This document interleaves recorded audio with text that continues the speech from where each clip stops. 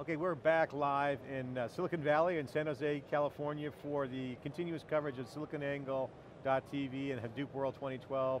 This is ground zero for the alpha geeks in big data.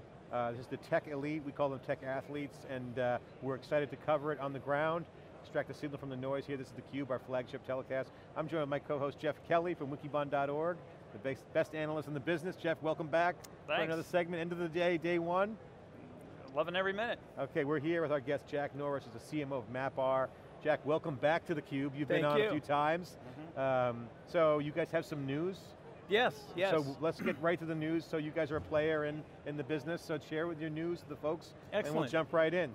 So two big announcements. Today we announced that Amazon is integrating MapR as part of their Elastic MapReduce service. And both edition, our free edition M3 is available, as well as M5 directly with Amazon in the cloud.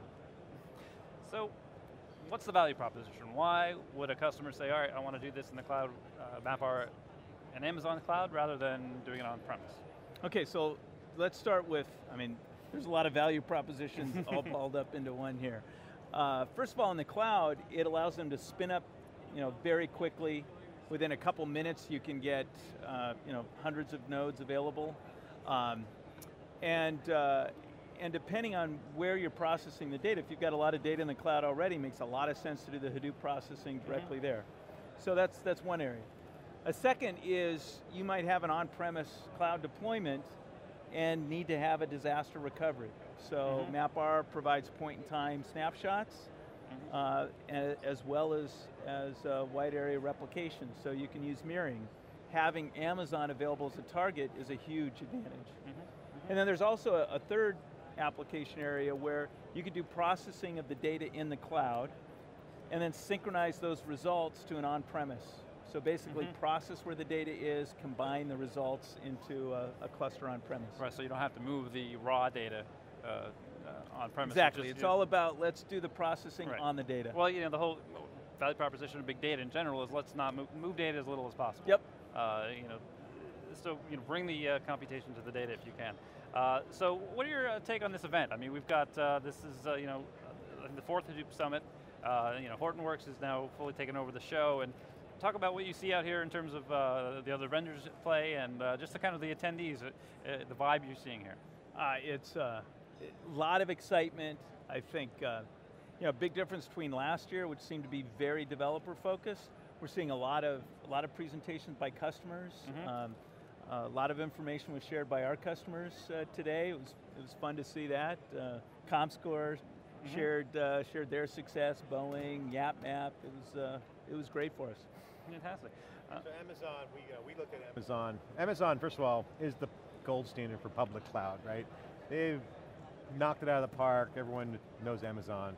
But they've been criticized on the big data front because of the cycle times involved on EC2 and some developers. I mean, for web servers, spinning up and down, no problem. And we're seeing businesses like Netflix run on Amazon. So Amazon is not a stranger to running scale for cloud, but Hadoop has kind of been a kludgy thing for Amazon. So I think, talk about why Amazon and you guys, it's a good fit. Obviously the market reach is great. So you guys now have a huge addressable market. Are you guys helping solve some of that complexity with the MapReduce side? What's the core? I guess the first response would be, I think every customer should have that type of kludge if they could have the success that Amazon has in Hadoop. They have a huge number of Hadoop deployments. They've been very, very successful. I think it's natural, it's kludgy everywhere right now, that's the problem, but Amazon has huge scale, and Hadoop's not a natural fit there. And by not a natural fit? For the data component and the HBase, for example, HBase component. So where Amazon's made it very frictionless is the ability to spin up Hadoop to do the analysis. The gap that was missing is some of the HA capabilities, the data protection features, the disaster recovery, and where MapR now gives options to those customers. If they want those kind of enterprise grade features, now they have an option within EMR. They can select M5 and get moving. If they want performance in an NFS, they've got the M3 option as well. Well, congratulations. I think it's a great deal for you guys and for Amazon customers. My question for you is, as you guys explore the enterprise-ready equation, which has been a big topic this week, yep. What does that mean to you guys? Because it means different things to different people. It depends on how high up to OLTP do you go, right? I mean, how far from batch to real-time transactional levels you go. I mean, low-end batch, no problem, but as you start to get more near real-time, it's got to be a little bit different grade, and there's obviously security with HDFS as well. So Hadoop represents the strategic platform, right? Deploying that in an organization, moving from kind of an experimental, kind of lab-based to production environment creates a different set of feature requirements. How available is it? How easy is it to integrate, right? How do I kind of protect that information, and how do I share it? So when we say enterprise grade, we mean you can have SLAs, you can put the data there and be confident that the data will remain there, that you can have a point-in-time recovery for an application error or a user mistake. You can have disaster recovery features in place. And then the integration is about not recreating the wheel to get access to the information. Yeah. So Hadoop is very powerful, but it requires interacting through an HDFS API. If you can leverage it like through MapR with NFS, standard file-based access, standard ODBC access, open it up so I can use a standard file browser, applications to see and manipulate the data, really opens up the use cases. And then finally, what we announced in 2.0 was multi-tenancy features. Yeah. So as you share that information, all of a sudden the SLAs of different groups, and well, these guys need it immediately, and if you've got some low grade batch jobs, they're going to impact that. So you want the ability to protect, to isolate, to secure information, and basically have virtual clusters within a cluster, and those features are important to cloud, but they're also important to on-premise That's deployments. Also great for the hybrid cloud environments out there. I mean, the multi-tenancy, cracking the code on that, that's huge. I mean, that is basically, right now most enterprises are like private cloud because it's like, they're basically extension of their data center, and you're seeing a lot more activity on the hybrid cloud as a gateway to the public cloud, so. And frankly, people are kind of struggling with, in experimental with Apache Hadoop and the other distributions, the policies are either at the individual file level or the whole cluster. It almost forced the creation of separate physical clusters, which kind of goes against the whole Hadoop concept. So the ability to manage at a logical layer, have separate volumes where you can apply policies that applies to all the content underneath, really kind of makes it much, much easier for administrators to kind of deal with these multiple use cases. And with Amazon has always been one of those cases for the enterprise where it's been one of those, and this has been talked about for years, put the credit card down, go play on Amazon, but then bring it back into the IT group for certification. And so I think this is a nice product for you guys to bring that comfort. Oh, we're very excited to the enterprise, about it. Say, hey, come play in Amazon, it's bulletproof, enterprise ready, so congratulations. I wonder, can we talk use cases? So what are you seeing in terms of evolving use cases as Hadoop continues to become more enterprise grade, depending on your definition, but how is that impacting what you're seeing in terms of, even if it's just the mindset, people think now, okay, now it's enterprise grade, well maybe, and depending on who you talk to, it's been that way for a bit, but what kind of use cases are you seeing develop now that it's kind of starting to gain acceptance as like, okay, we can trust our data's going to be there, et cetera? So there's a huge range of use cases that differ by industry, differ by kind of data set that's being used against. Everything from really a deep store where you can do analytics on it, so you're selecting the content, to something that's very, very analytic, machine learning intensive, where you're doing sophisticated clustering algorithms, et cetera. Where we've seen kind of an expansion of use cases are around real-time streaming. You get streaming data sets that are kind of entering into the cloud, and some of the more mission-critical data, moving beyond just maybe clickstream data or things that if you happen to drop a few, not a big deal, versus the kind of trust the business type of content. So talk a little bit about the streaming aspects, because of course, we think of Hadoop, we think of a batch system in terms of streaming data into Hadoop. That's a different. That's something we haven't heard a lot about. So how do you guys approach that? So one of the artifacts of HDFS, which is a distributed file system that stores it in the underlying Linux file system, it's append only. So as an administrator, you decide how frequently do I close the file. Right, am I going to do that on an hourly basis, on every 8 hours? Because you have to close the file for other applications to see the data that's been written. Right.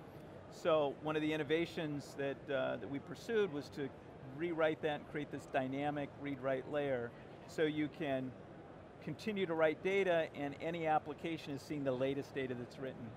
So you can mount the cluster as if it's storage and just continue to write data there. Really opens up what's possible. Companies like Informatica, they're all from a messaging product, integrates directly in with MapR and provides those advantages. So what kind of advantage does that provide to the end user? What translate that into real business value? Why is that important? Well, so one example is ComScore. ComScore handles 30 billion objects a day as they go out and try to measure the use of the web. And being able to continually write and stream that information and scale and handle that in real time and do analytics and turn around data faster has tremendous business value to them.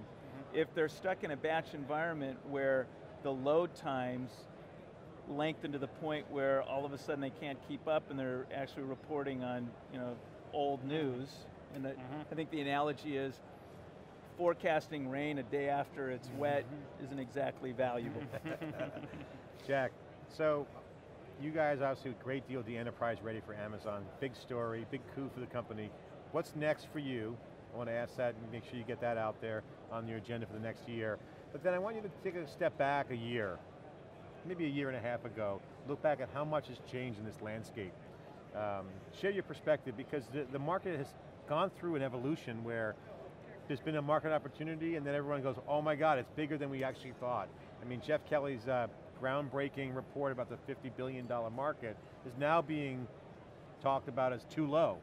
So big data has absolutely opened up into a huge, and it's changed some of the tactics around strategies, your strategy, Hortonworks strategy, even Cloudera. So, and it's still evolving. So what's changed for the folks out there from a year and a half ago or a year ago to today, and then look out for the next 12 months, what's on your agenda? Well, if you look back, I think we've been fairly consistent. I'm not going to take credit for the vision of our CEO and CTO, but they recognized early on that Hadoop was a strategic platform.